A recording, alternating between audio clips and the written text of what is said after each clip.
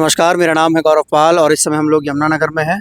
यमुनानगर में कल BSP supremo Mayawati की रैली है। हमारे साथ यहाँ पर यमुनानगर से आईएनएलडी बीएसपी के प्रत्याशी दिलबाग सिंह हैं, एनएलओ से ये प्रत्याशी हैं। सर, स्वागत है आपका। धन्यवाद। सर, कल आपके यहाँ बीएसपी सुप्रीमो मायावती आ रही हैं, क्या लगता है उनके आने से आपके चुनाव पर क्या असर पड़ने वाला? सबसे पहले तो आपका बहुत बहुत धन्यवाद, आपके चैनल ने हमारी आवाज़ पहुंचाने की बात की। कल बहन जी यहाँ पे आएंगी और अभय सिंह चौटाला दोनों आएंगे। कल जब वो आएंगी तो यहाँ लाखों की तादाद में लोग आएंगे। हालांकि ये डिस्ट्रिक्ट की रैली है, लेकिन डिस्ट्रिक्ट में लोगों को इतना ज़्यादा चाव है बहन जी को देखने का, क्योंकि बहन जी बहुत समय के बाद यमुनानगर में आई हैं। तो उनके आने से तो पूरा सिनेरियो ही चेंज हो जाएगा। एक तरफा ही चारों सीटों में एक तरफा इलेक्शन हो जाएगा। सर, इससे पहले भी आप यहाँ से विधायक रहे हैं। इस समय यहाँ पे जो विधायक हैं घनश्याम दास अरोड़ा यहाँ से विधायक हैं, बीजेपी से फिर लड़ रहे हैं। उन्होंने हाल ही में एक बयान दिया कि इनेलो और कांग्रेस की सरकार में नौकरियां जो थी वो बेची जाती थी। जी, उन्होंने बयान दिया। वो ऑपोजिशन पार्टी के कुछ भी बोल सकते हैं, लेकिन उनसे ये पूछो कि बीजेपी सरकार ने तो नौकरियां निकाली नहीं, इन्होंने सब कुछ प्राइवेट ही कर दिया। जहाँ जहाँ जॉब थी वो जॉब के जो भी थे वो सब बेच दिया। पुलिस भी इन्होंने प्राइवेट कर दी, मिलिट्री इन्होंने प्राइवेट कर दी, रेलवे इन्होंने प्राइवेट कर दी, सी पोर्ट इन्होंने प्राइवेट कर दिए, ड्राई पोर्ट इन्होंने प्राइवेट कर दी, हर चीज़ प्राइवेट कर दी। इन्होंने जॉब्स ही ख़त्म कर दी। जो गरीब आदमी है, आम आदमी है, जो हमारा वोटर है, वो बेचारे के पास इतनी संपत्ति नहीं है कि वो अपनी संपत्ति को बेच के बिजनेस कर ले। बिजनेस वो कर नहीं सकता।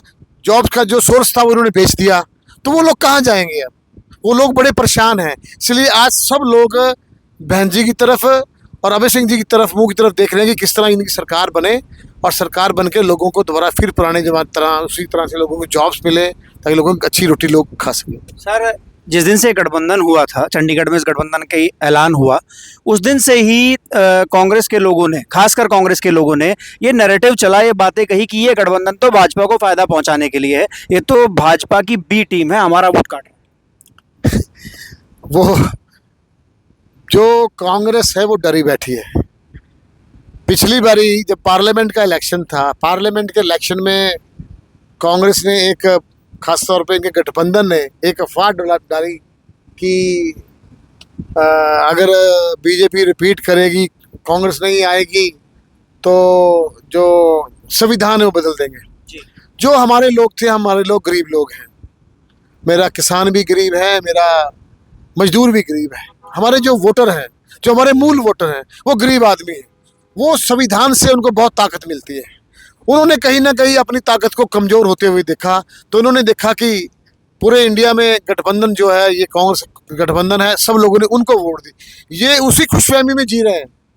नहीं सर, लेकिन अगर लोकसभा चुनाव का नतीजा देखा जाए तो बीएसपी का भी और इनेलो का भी उतना खासा प्रभाव हरियाणा में नहीं रहा। ऐसा 2 महीने में क्या हो गया कि आप लोग सरकार बनाने जा रहे हैं? मैं बताऊंगा। जब लास्ट इलेक्शन था 2019 का, उस वक्त भी यमुनानगर से जो हमारा प्रत्याशी था पार्लियामेंट का, उनको सिर्फ 4200 वोट मिली थी। और 3 महीने के बाद लोगों ने हमें 64,500 वोट दी थी। 60,000 वोट फालतू दी थी सिर्फ 3 महीने के बाद। वैसे इस बार हमारे उम्मीदवार को बहुत कम वोट मिली है, लेकिन मुझे पूरा विश्वास है अपने शहर के लोगों पे, अपने कॉन्स्टिट्यूएंसी के लोगों पे, कि पूरा डिस्ट्रिक्ट में, आज पूरे डिस्ट्रिक्ट में नंबर 1 पे गठबंधन है, नंबर 2 पे बाकी सभी पार्टियां हैं। उन दूसरी सभी पार्टियों की लड़ाई है, नंबर 2 पे कौन रहता है। अच्छा जी सर, लास्ट सवाल मेरा रहेगा। आप यमुनानगर के रहने वाले हैं, हमेशा से लोगों के बीच में रहे हैं, पहले विधायक में।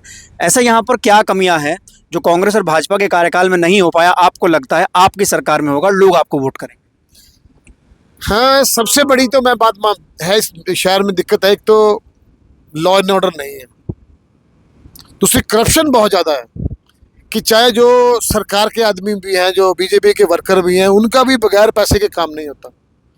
आज डेवलपमेंट नाम का कुछ भी नहीं है। लाखों, कई करोड़ों रुपया आज डेवलपमेंट के नाम का खर्च किया गया, लेकिन वो खर्च तो कागज़ों में हुआ। तो सब कुछ खा पी गए लोग दिखते हैं, लेकिन लोग बोल नहीं पाते, क्योंकि वोट डालने के बाद उनके पास कोई पावर नहीं रह जाती। तो इसलिए लोगों ने मन बनाया कि हमने इन दोनों पार्टियों को सबक सिखाना है, क्योंकि 10 साल तो कांग्रेस ने लूटा। पहले कांग्रेस से दुखी होकर लोगों ने बीजेपी को बनाया था, अब बीजेपी ने वही काम कर लिया। तो इसलिए लोगों का इस पर ही मन है कि हमारे गठबंधन को वो इसी चीज से एक सवाल मेरा याद आ गया, लास्ट सवाल। कुमारी शैलजा आज मंच पे नजर आई फिर दोबारा भूपेंद्र हुड्डा के साथ। एक फोटो है उनका, एक वीडियो है जिसमें राहुल गांधी जबरदस्ती उनका हाथ पकड़वा रहे। तो आपको क्या लगता है कुमारी शैलजा अभी भी नाराज चल रही हैं, वो मजबूरी में मंच पर आ रही हैं, वो हुड्डा के साथ नहीं है? ये तो खैर वही बता सकती हैं, लेकिन जो हमें देखने में लगता है कि जो कांग्रेस में तो आपस में बहुत लड़ाई है, विद इन पार्टी बहुत इनकी लड़ाई है, और वो हुड्डा साहब जो हैं वो किसी को भी बर्दाश्त नहीं करते। अभी इन्होंने बहन कुमारी शैलजा जी को उनकी भी बेइज्जती करी। उससे पहले तंवर जी थे, वो भी ऐसी समाज से थे, उनकी भी बेइज्जती करी, उनको बेइज्जती करके निकाला।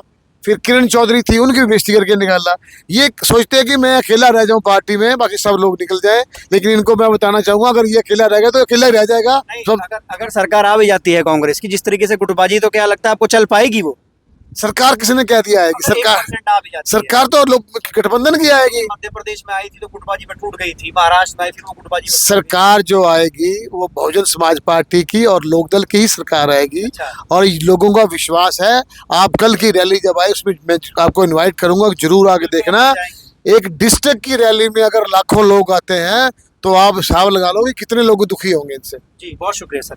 ये थे हमारे साथ दिलबाग सिंह जो कि इनेलो के प्रत्याशी हैं यमुनानगर से। तमाम बातें इन्होंने कही, इन्होंने साफ तौर पर कहा किस तरीके से यमुनानगर में जो दिक्कतें हैं और अपनी सरकार आने का दावा किया। खासकर कुमारी शैलजा का जो मामला है वो अभी भी हरियाणा में एक बड़ा मुद्दा है। अब देखने वाली बात है कि जो लगातार बार बार नैरेटिव दिल्ली का मीडिया बना रहा है, तमाम लोग बना रहे हैं कि बीएसपी ने एनएलडी गठबंधन जो है वो वोट काट रहा है, ऐसा कुछ यहाँ पर दिखाई नहीं दे रहा है। लगातार जहाँ ये जा रहे हैं आप देख सकते हैं किस तरीके से लोग इनका नाच गाकर स्वागत कर रहे हैं, तमाम लोग जो हैं वो मिल रहे हैं। तो ऐसे में ये जनाधार जो लोगों का मिल रहा है वो बताता है कि इनका चुनाव जो है वो काफी मजबूत है। ऐसी और अधिक रिपोर्ट्स देखने के लिए बने रहिए हमारे साथ। तब तक के लिए चलते हैं, फिर मिलेंगे दूसरे वीडियो में। नमस्कार।